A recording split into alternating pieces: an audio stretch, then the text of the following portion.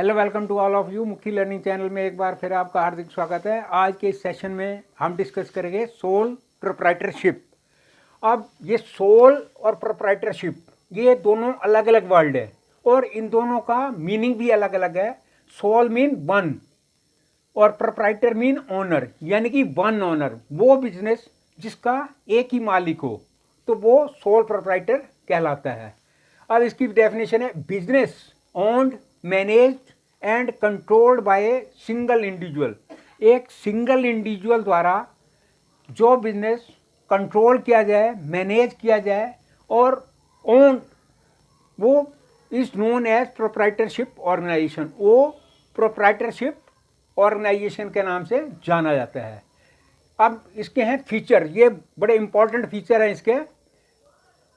Single ownership, formation and closure, unlimited liabilities, individual risk bearing and profit recipient, one man control, no separate legal entity, lack of business continuity और last है small size.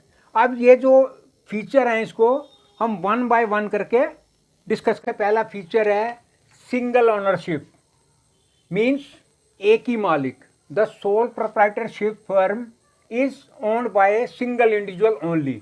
जो soul proprietorship firm होती है उसका केवल एक ही मालिक होता है।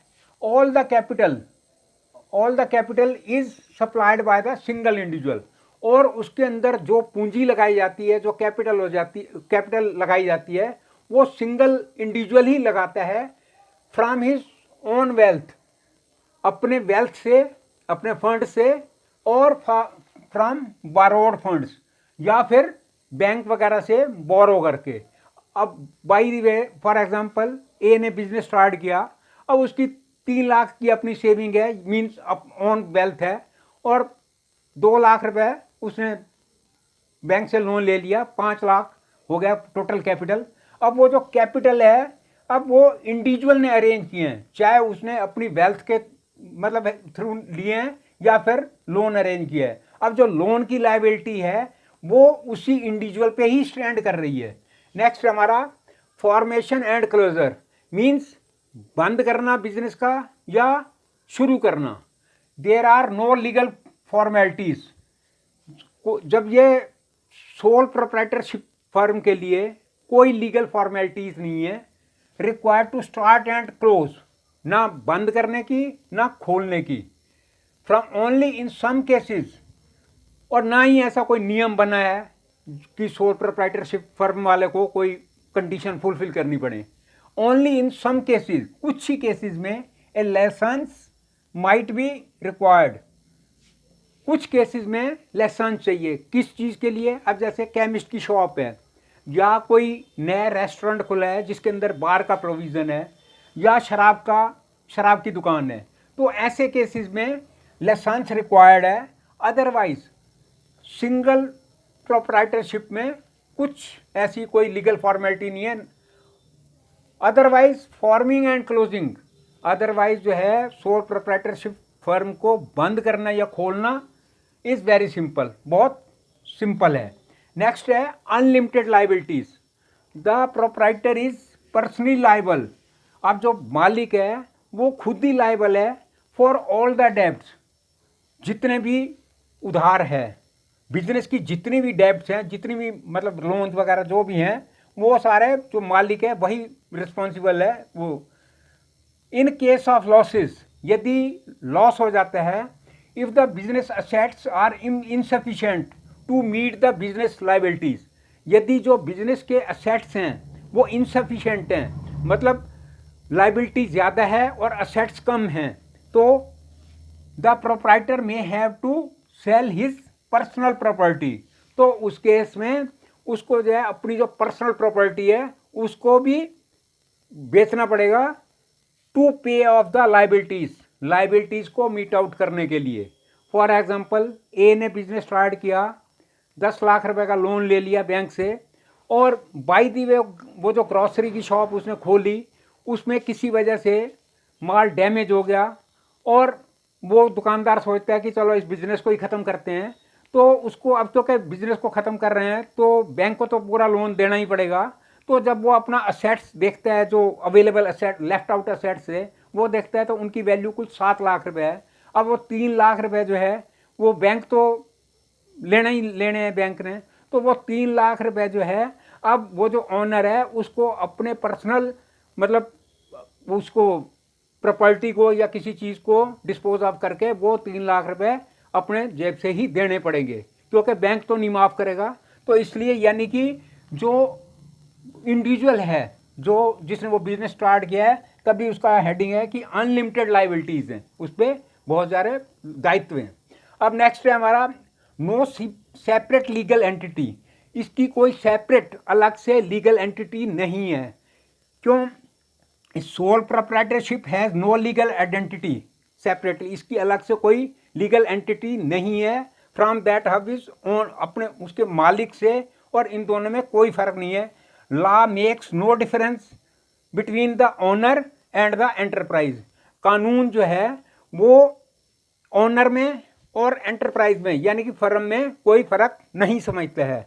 Business and the owner exist together, क्योंकि बिजनेस और जो ओनर है वो एक साथ। और जो नेक्स्ट है हमारा individual risk bearing profit recipient in sole proprietorship firm.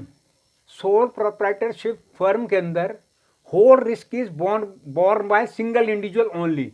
सारा जो बिजनेस का रिस्क है वो सिंगल इंडिविजुअल द्वारा ही बियर करता है। The sole beneficiaries of all the reward, और वही अकेला है जो सारा उसका लाभ भी उसी को ही जाता है।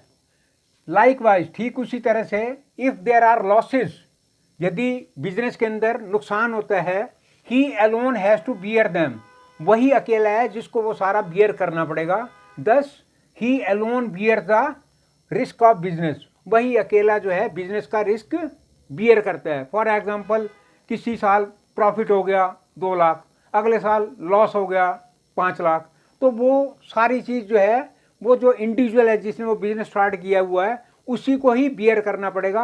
प्रॉफिट का भी वही हकदार है और नुकसान का भी उसे उसकी लायबिलिटी है उसको पे करना है। नेक्स्ट है वन मैन कंट्रोल, क्योंकि बिजनेस जब इंडिविजुअल चला रहा है, ओनर वही है तो कंट्रोल उसी का ही है। The proprietor is sole owner of the firm, firm का वो अकेला ही मालिक है। And has full control over it, और उसके ऊपर उसका पूरा कंट्रोल है क्योंकि बीच में और किसी की इन्वॉल्वमेंट नहीं है। The ownership and the management lies in the hands of one person only. जो ओनरशिप है और मैनेजमेंट है, मैनेजमेंट भी जो मैनेज करना है वो एक के हाथ में ही है। सम पर्सन और manager may be employed to help the owner. Owner जो है अपनी हेल्प के लिए किसी आदमी को या फिर मैनेजर को अपॉइंट कर सकता है, but ultimate control lies with the soul trader himself. लेकिन अल्टीमेट जो उसका बिजनेस के ऊपर कंट्रोल है वो ट्रेडर का अपना ही है। अब है lack of business continuity since business and owner are one. अब क्योंकि बिजनेस और ओनर वो एक ही है, so depth, insolvency, incapacity, ailment etc. will have direct effect on the business। तो बाय द वे उसकी डेथ हो जाए या वो दिवालिया हो जाए या इनकेपेसिटी हो जाए, किसी वजह से फिजिकली प्रॉब्लम हो गई या कोई एलमेंट हो गई या बीमारी हो गई, तो उसका जो है बिजनेस के ऊपर डायरेक्ट इफेक्ट पड़ता है। अब मान लो ए ने बिजनेस स्टार्ट किया, अब बिजनेस स्टार्ट किया अच्छा चल रहा था, लेकिन कुछ टाइम के बाद वो जो ओनर था उसकी डेथ हो गई। अब पीछे उसका कोई सक्सेसर नहीं है उस चीज़ को संभालने वाला, तो वो अल्टीमेटली कहाँ जाएगा? बंद ही होगा। या फिर वो जो है जो ओनर था वो दिवालिया हो गया या इनकेपेसिटी हो गई किसी वजह से, या फिर एलमेंट कोई बीमारी लग गई जिसकी वजह से वो बिजनेस की कॉन्टीन्यूटी नहीं हो पाएगी। तो इन सारी चीज़ों का बिजनेस के ऊपर डायरेक्ट इफेक्ट पड़ता है। मतलब लैक ऑफ बिजनेस कॉन्टीन्यूटी है, मतलब अनसर्टेनिटी है कि बिजनेस कितने टाइम तक चलेगा, क्योंकि एक ऑल अलोन एक ही पर्सन है, वही सब मैनेज कर रहा है। बाय द वे उसको कुछ हुआ तो सारा बिजनेस डंप। नेक्स्ट है small size.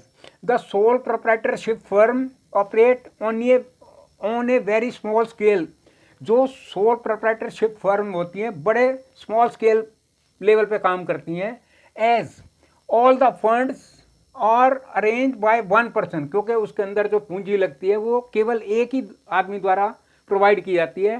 Total management and control, उसके ऊपर जो उस बिजनेस के ऊपर उसकी जो मैनेजमेंट है और जो कंट्रोल है lies with the one person, एक ही आदमी है जिसके वो हाथ में है और वो है owner. A sole trader can arrange limited funds, sole trader जो है वो एक सीमित मात्रा में फंड को अरेंज कर सकता है, and has limited managerial ability, और उसकी जो मैनेजरियल एबिलिटी है वो लिमिटेड है। मतलब ऐसा नहीं हो सकता कि वो अकाउंटिंग में भी कमांड हो, उसका एडमिनिस्ट्रेशन में भी कमांड हो और मार्केटिंग में भी कमांड हो, तो ऐसा फिजिबल नहीं है। तो इसलिए जो उसकी मतलब एक लिमिटेड मैनेजरियल एबिलिटी है, therefore the size operation is generally limited. इसलिए जो इसका जो सोल प्रोप्राइटरशिप का फर्म का जो ऑपरेशन है वो आमतौर पर बड़ा सीमित रहता है। तो आज के इस सेशन को हम यहीं ख़त्म करते हैं। तो नेक्स्ट आने वाली वीडियो में हम इसके मेरिट और डीमेरिट सोल प्रोप्राइटरशिप के बताए जाएंगे। जिन व्यूवर्स को अपनी कॉन्टीन्यूटी रखनी है वो इसको शुरू से एंड तक देखें और आने वाली हमारी वीडियोस देखते रहें। Thanks for viewing. मैं व्यूअर से रिक्वेस्ट करूंगा मैक्सिमम सब्सक्राइब करें, शेयर करें, लाइक करें और कमेंट्स करें।